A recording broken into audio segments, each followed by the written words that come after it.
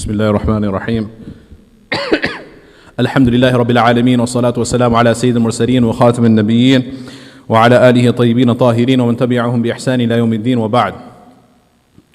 My dear respected brothers and sisters, respected elders and dear young students and friends, Assalamu alaikum wa rahmatullahi wa barakatuh.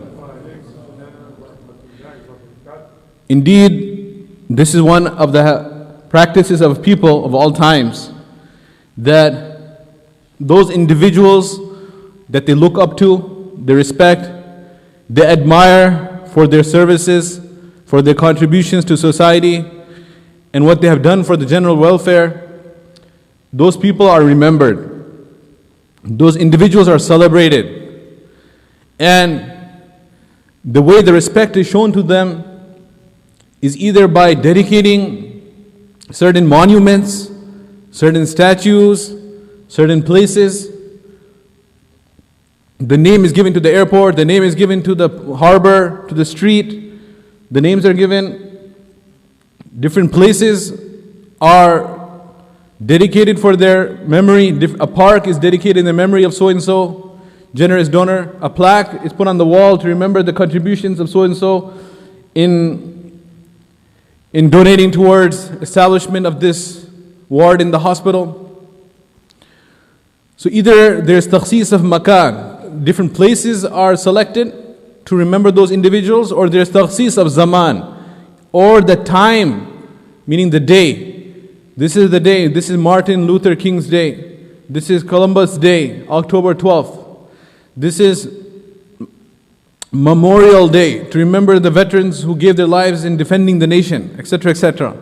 So there are different days which are allotted to remember those individuals, or different places which are specified to remember those individuals.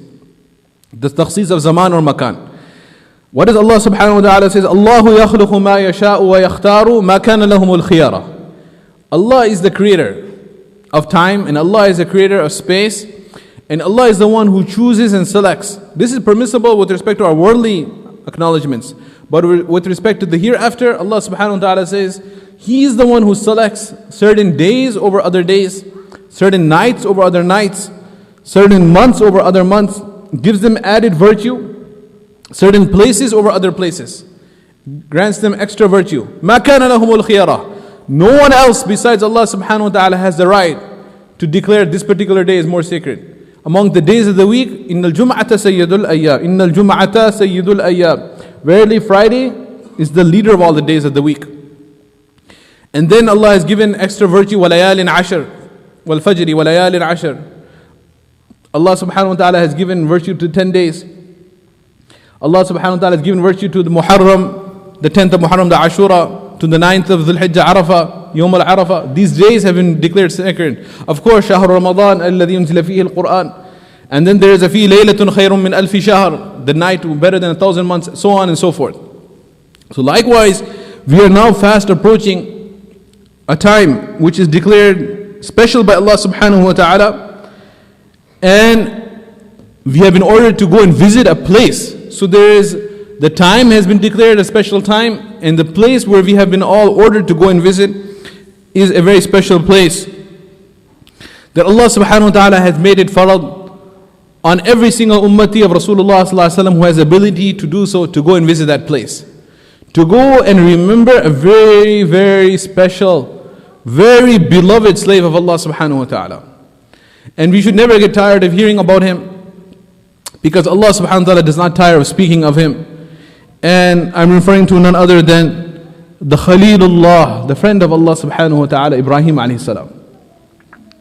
Imagine how beloved the slave of Allah must be, that Allah subhanahu wa ta'ala has mandated for this ummah to follow his footsteps. And we'll come to that. First, let us examine how beloved he was. Allah subhanahu wa ta'ala speaks about him in such glowing terms, in such madah, such praise Allah grants him in the Quran. One place Allah subhanahu wa ta'ala says, وَإِبْرَاهِيمَ الَّذِي وَفَّى. Remember my slave Ibrahim, who was loyal to me, who proved himself to be loyal. Such a beautiful word. No matter how difficult the times were, no matter how many tests I placed upon him, he passed all those tests. Allah subhanahu wa ta'ala says, number 2, وَإِذِ ابْتَلَى إِبْرَاهِيمَ رَبُّهُ بِكَلِمَاتٍ فَأَتَمَّهُنْ. Remember when, this is an order from Allah, وَذْكُرْ, remember, إِذِ ابْتَلَى إِبْرَاهِيمَ رَبُّهُ, when Allah subhanahu wa ta'ala tested Ibrahim alayhi salam. And amongst all the sifat and attributes of Allah, He chose the word Rabb here to show that these tests were part of the tarbiyah. Rabbuhu, the Rabb. His not, He didn't say Malikuhu, that Malik would give the impression that because he has the authority, he can test if he wants and he can torture and make your life difficult because he is your master. No. These tests were not an izhar of the milki of Allah, the fact that the mulk of Allah, but rather a manifestation of His tarbiyah. Not as a master, but as a one who was trying to nurture and bring up Ibrahim alayhi salam. Allah subhanahu wa ta'ala tested him bikalimatin, with several tests. And then Allah subhanahu wa ta'ala grants him the certificate. فَأَتَمَّهُنْ. He successfully passed all the tests with flying colors. Do you love your father and your mother and your homeland, your watan more? Do you love Allah? إِنِّي مُهَاجِرٌ إِلَىٰ رَبِّي سَيَهْدِينَ. He made hijrah for the sake of Allah. He made tarkul watan. He gave up his homeland for the sake of Allah. Do you love your wife more? Do you love Allah? He abandoned her in the wadin ghayri dhi zar'in, in the valley without a blade of grass, without questioning how will she survive. Do you love your son more? Or do you love Allah? He put the knife to the throat of his son. Easy for you to hear, very easy for me to say this, and even easier for you to hear it. At least I'm moving my tongue. You are just listening with the ears. It's passive action. So easy to hear. But imagine how hard it would be to actually do. Put the knife on the throat of your own child. That child, فَلَمَّا بَلَغَ مَعَهُ, when Allah subhanahu wa ta'ala says, when he reached the advanced age and he was near his death, at that age finally he was given a son. He didn't have 50 kids, or 10 sons, or 3 sons, 2 sons, 1 son, the first one, and then after that Ishaq came. That's it. But he was ready to sacrifice for the sake of Allah. And lastly, his own person. Do you love yourself more or do you love Allah? 4 tests. The 4th one, yourself or more? Do you love yourself more? We all have this innate sense of self-preservation. We love everyone, but we love ourselves the most. From the creation. Otherwise, we are supposed to love who? Allah more than ourselves. And we are supposed to love, who do we love more than ourselves? Even Rasul sallallahu alaihi wasallam. An-Nabiyyu awla bil mu'minina min anfusihim. Just like we love Allah more than ourselves, we are supposed to love Rasul more than ourselves. The scholars of tafsir say that this is a requirement for iman, that we love Rasul more than ourselves. An-Nabiyyu awla bil mu'minina min anfusihim. The right of Rasulullah sallallahu alaihi wasallam is greater upon ourselves than our own right. To the extent that if there was an opportunity that a person has to put his life on the line to defend Rasulullah sallallahu alaihi wasallam, the one who hesitates is not a mu'min. Because there is no hesitation for a believer. Believer is the one who knows that Rasulullah sallallahu alaihi wasallam's right is greater than his own right. And Rasulullah sallallahu alaihi wasallam made nafi of iman. He negated iman. La yu'minu ahadukum. You are not a mu'min hatta akuna ahabba ilayh, until I am more beloved to you. Min walidihi wa waladihi wa nasi ajma'in. Then your parents, then your children, then all of mankind. So that is why, do you love yourself more than Allah? Ibrahim a.s. proved it through word, not through words, through actions. He threw himself in the fire of Nimrud, not worrying about protecting his own self. And Allah subhanahu wa ta'ala directly intervened. He could have turned off the fire, allowed the fire to be extinguished, or allowed Ibrahim a.s. when he was thrown from the catapult to land outside.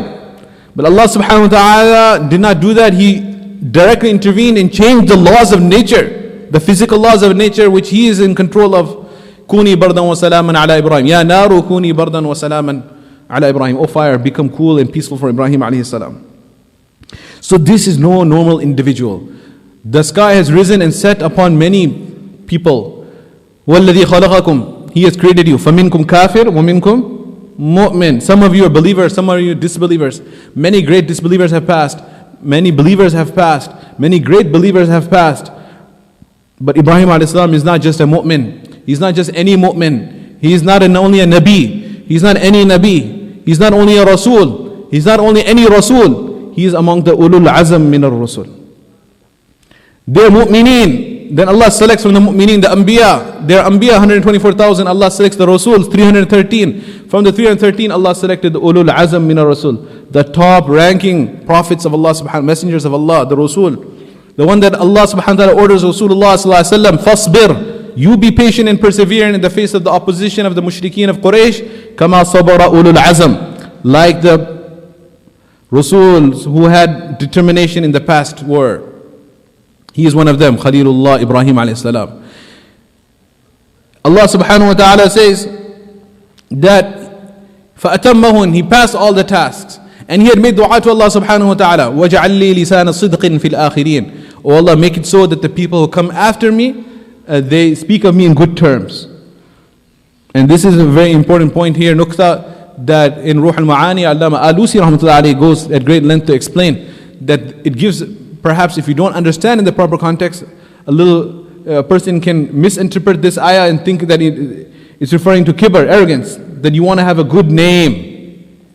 He's saying, oh Allah, give me a good name. Also, to have a good name among the people, to do things, to become famous, is that something good?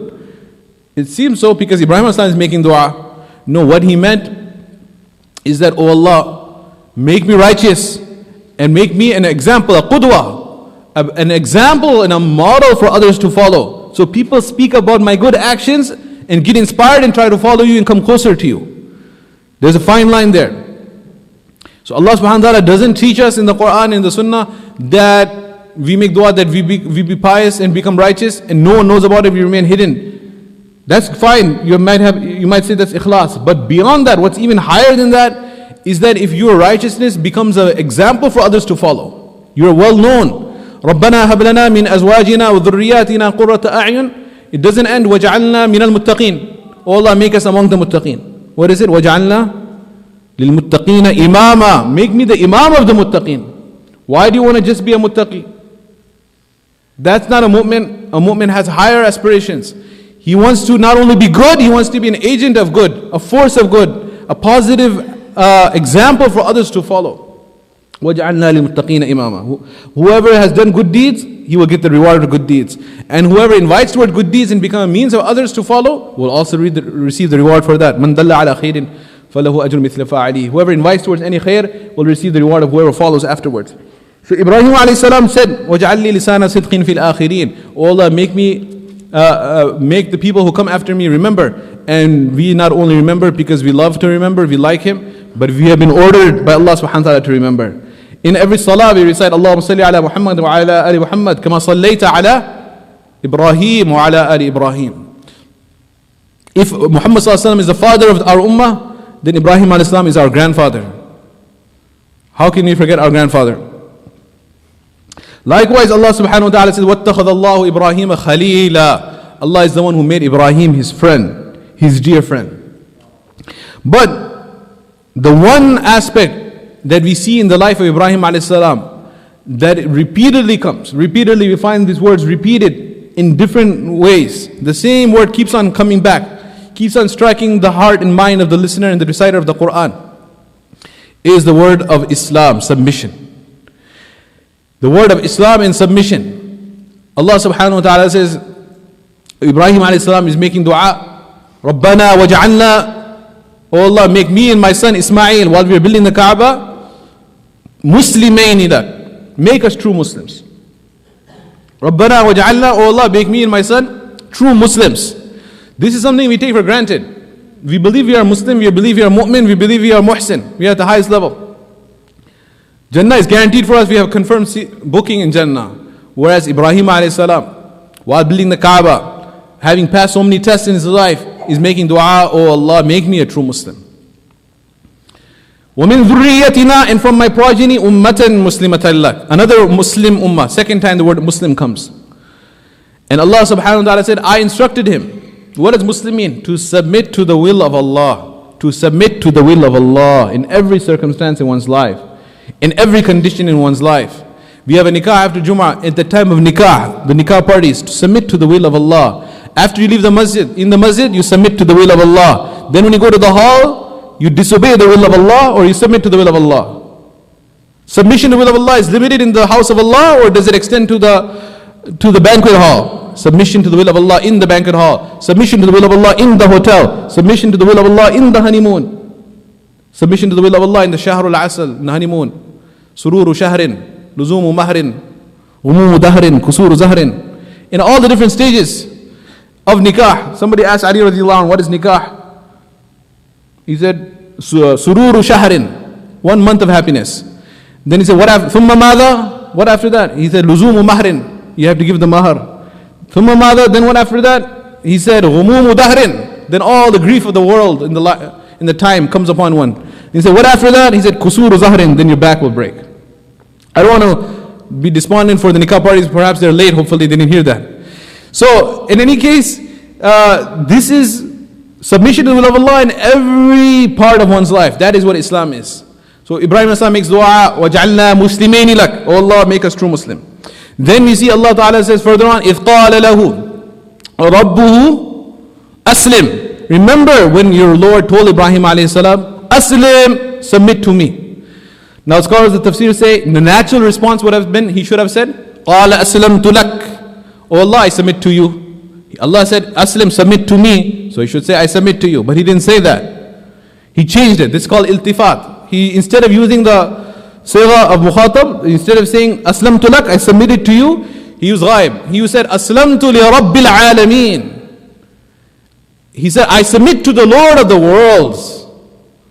What does that to indicate? That indicates that it's not only me that needs to submit. I'm submitting to the being who is Rabbul Alameen, Lord of the worlds.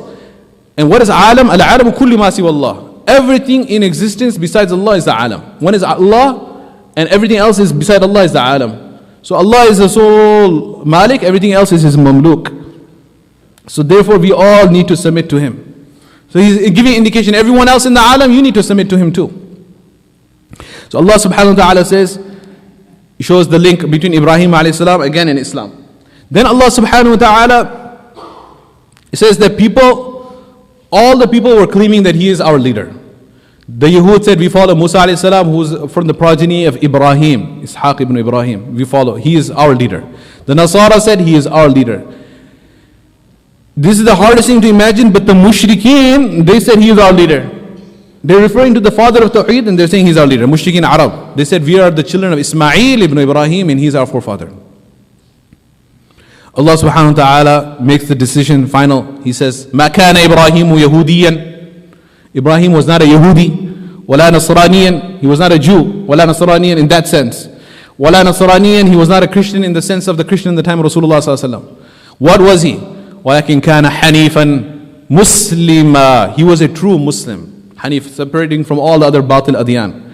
وَمَا كَانَ مِنَ الْمُشْرِكِينَ. Of course he was not a mushrik. He was a father of Tawheed. So Allah subhanahu wa ta'ala said, he was a true Muslim. He's making dua, oh Allah, make me a Muslim. From my progeny, make ummah muslima. Allah says, كَانَ حَنِيفًا مُسْلِمًا. He was a true Muslim. Then Allah subhanahu wa ta'ala asks us that you also follow the footsteps of him. And he uses a very, very strong wording. He doesn't say, if you follow the footsteps of Ibrahim, it's a good idea to follow his footsteps. If you do, you'll be rewarded. He says, وَمَنْ يَرْغَبُ عَنْ مِلَّةِ إِبْرَاهِيمِ إِلَّا مَنْ سَفِهَ نَفْسَهُ. Who is there? He asks a question, istifham inkari. Who is there who can turn away from the way of Ibrahim except for the one who is a complete fool? This is strong negative language, but is used by Allah. Safiha nafsa. Safaha. It's foolishness if you don't follow the footsteps of Ibrahim alayhi salam. That's the only way for your salvation. Allah subhanahu wa ta'ala says, وَجَاهِدُوا فِي اللَّهِ حَقَّ جِهَادِهِ. Strive in the path of Allah, not how much you feel like, whenever you have off, whenever you're relaxed, after doing everything else. No, he qualified this command, حَقَّ جِهَادِهِ, the way it is the right of Allah. And the normal system of Allah subhanahu wa ta'ala is, whenever he gives any command, which outwardly seems very difficult, then immediately, in the same ayah, he makes it easy for you. He tells you that it's not too difficult. كُتِبَ عَلَيْكُمُ الصِّيَامِ. Fasting has been prescribed upon you. Oh, how am I going to do that? Same ayah goes on, كَمَا كُتِبَ عَلَى الَّذِينَ مِنْ قَبْلِكُمْ. Like it has been prescribed upon the people prior to you. الْبَلَاءُ إِذَا عَمَّتْ خَفَّتْ. When calamity becomes general, it becomes easy to bear. What is if there's a tornado, it's singled out, came and just landed on your house, destroyed your property and went away. Everyone else in the block is safe. It'll be hard to bear that loss. When is a tornado, when is a Hurricane Katrina comes and the whole city is destroyed. It's easier because you look around, the entire city is devastated, so it's easier to bear the loss. That's with respect to a calamity. In Arabs they say that al-bala'u idha ammat khaffat. When there's ta'amim, there's takhfif. So over here, Allah Ta'ala is saying, fasting you think is hard, guess what? People prior to you fasted as well. Then what's the benefit? لَعَلَّكُمْ تَتَّقُونَ. You're going to get taqwa. You're going to acquire taqwa. That's the benefit. And then how am I going to do it? How long? أَيَّامٌ مَعْدُودَات. Few days you can count. He didn't say 30 days. He just said you can count it. You can count it very quickly. It'll pass. What if I'm sick? فَمَنْ كَانَ مِنْكُمْ مَرِيضًا. What if I'm traveling? Oh, عَلَى سَفَرٍ فَعِدَّةٌ مِّنْ أَيَّامٍ أُخَرٍ. Make it up later. So Allah makes it easy. Likewise here, Allah Ta'ala said, strive in the path of Allah the way it is right to strive. How am I going to do that? Allah Ta'ala says, you are selected to do that. I have chosen you. You have it in you, man. You can do it. وَاجْتَبَاكُمْ. He has selected you. And Allah Ta'ala says, وَمَا جَعَلَ عَلَيْكُمْ فِي الدِّينِ مِنْ حَرَجٍ. The purpose of the deen is not to make your life difficult. There will be some initial sacrifice, after which it will become easy for you. Apply yourself, you can do it. Then, if someone's still not convinced, how can I strive in the path of Allah? The way is right, it's so high, I can't do it. Allah said, look, I selected you. I'm not trying to make your life difficult. And third, after that, He says, مِلَّةَ أَبِيكُمْ إِبْرَاهِيمُ. This is the way of your forefather Ibrahim. Qurtubi rahmatullah alayhi in Al-Jami li-Ahkam al-Quran, he mentions here that this statement here, Millata abikum Ibrahim, this is like how you would encourage a person to, for example, spend in the path of Allah. And you'll say, Anfiq fi sabilillah, fa inna abakum kana jawada. Spend in the path of Allah. Your father was a very generous man. That's to inspire him. Oh wow, my father is a generous person. When he was alive, he spent so much. I should follow him. Or you say, تقدم في القتال فإن أباك كان بطل شجاع. That go forward in the battle. Your father was a great hero, great warrior. This will encourage the son to follow. Likewise, Allah subhanahu wa ta'ala is saying, with respect to the Arab, nasaban, and with respect to the Ajam, dinan, you are all the progeny of Ibrahim alayhi salam. And your father was a great Muslim. It's in your blood. You can do it. You're the son of a great Muslim. Why can't you be a true Muslim? Allah is saying, Millata abikum Ibrahim. This is the way of your forefather Ibrahim. He was a Muslim. He submitted. Why can't you submit? And then Allah subhanahu wa ta'ala says, someone is still not convinced. It's in your name. Look at your name. Huwa sammakumul muslimin. Your name itself is Muslim. He is the one who gave you the name of a Muslim. Min qablu wa fi hadha. In the previous scriptures, it is mentioned that he made dua. Wa fi hadha. In this book is also mentioned. Allah subhanahu wa ta'ala has mentioned the dua of Ibrahim alayhi salam. That وَمِن ذُرِّيَّتِنَا, from my progeny, ummatan muslimatan lak. A ummah which is a Muslim ummah. So this is, we have a few minutes left, the summary of what Hajj is about. Hajj, those who are going, may Allah accept them. Those who are being left behind, we are still in the Muslim ummah. All of us have to become inspired by Ibrahim alayhi salam and develop the spirit of Ibrahim of submission to the will of Allah subhanahu wa ta'ala. Allah subhanahu wa ta'ala says, ittabi'u millata Ibrahim hanifa. Follow the way of your forefather Ibrahim. It's a command. Follow his footsteps. Follow his footsteps. When you say follow the footsteps of Ibrahim, this sentence has a haqiqi meaning and a majazi meaning. It has a literal meaning and it has a figurative meaning. Normally when you say follow the footsteps, if I tell you your teacher was a great scholar, follow his footsteps. Doesn't mean you go out with a magnifying lens like Sherlock Holmes, go and find the footsteps and follow it. No. Follow the footsteps mean that behave the way he behaved. Study the way he studied. Practice the way he practiced. Be good like he was good. That's what it means, follow the footsteps. And one is, that's a figurative sense, and one is a literal sense. What's a literal sense? Haqiqi. Haqiqi means that you put your foot where he put his foot. That's following footsteps in the literal sense. Over here, the basic principle is that haqiqa and majaz, they don't ever come together. You can't have the literal meaning and the figurative meaning at the same time. But over here, both are applicable. In the figurative sense, Allah is saying, follow the footsteps of Ibrahim. The way he was submitted, you should submit. But it doesn't end there. In the literal sense, exactly where he placed his foot, you have been ordered. وَلِلَّهِ عَلَى النَّاسِ حِجُّ الْبَيْتِ. The way where he stepped, you have to step. Not only where he stepped, where his wife Hajara, where his son Ismail. Follow the footsteps in the physical sense too. Retrace their steps. This has been made obligatory on the ummah. And what's even more amazing beyond that is Allah subhanahu wa ta'ala when He's talking about following the footsteps, figuratively and physically, haqiqatan and majazan, allegorically and reality-wise. And when you go there, Allah ta'ala says, why do you go there? لِيَشْهَدُوا مَنَافِعَ لَهُمْ. Go and see with your eyes things which will benefit you. See with your eyes the signs. Like you go to a museum and things are preserved of your forefathers. There are certain people, for example, for whatever, they don't want you to forget about the Holocaust. So they have the Holocaust museum and pictures. So you go and see, 6 million Jews died. So that this type of dhulm never occurs again. You never forget. And that sympathy can be used to commit dhulm on others. 6 million were killed, so we can kill so many more. Somehow that's justified. So this is a Holocaust museum. Allah is saying this Hajj is it's a museum. I'm not trying to degrade Hajj. I'm saying like a museum. Just giving an example for us to understand. Go and see. This is in the Quran. لِيَشْهَدُوا. Go and see. مَنَافِعَ لَهُمْ. Things will benefit you. When you will go by the Kaaba, what will you see? فِيهِ آيَاتٌ بَيِّنَاتٌ. Therein there are clear signs. If you have eyes to see, if you have a heart to understand, mind to understand.